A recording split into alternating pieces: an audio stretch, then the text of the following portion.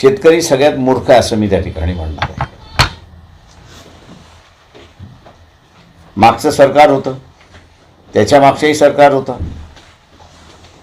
त्यांनी कर्जमाफी देतो, इंटरेस्ट माफी देतो, आम्ही तुमचा 7-12 कोरा करतो. मी मूर्ख याच्यासाठी म्हणालो शेतकऱ्याला की त्यांनी पुन्हा सत्तेवरती कोणाला आणलं आणि आता कशाला रडत बसलाय.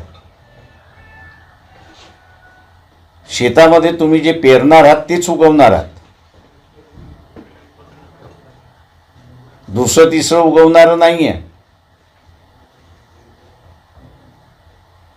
त्याच्यामुळे जे माफी करणारं सरकार नाही ते आता सत्तेमध्ये आल्यानंतर आम्ही माफी करणार नाही म्हणत असतील तर नवीन काही आहे.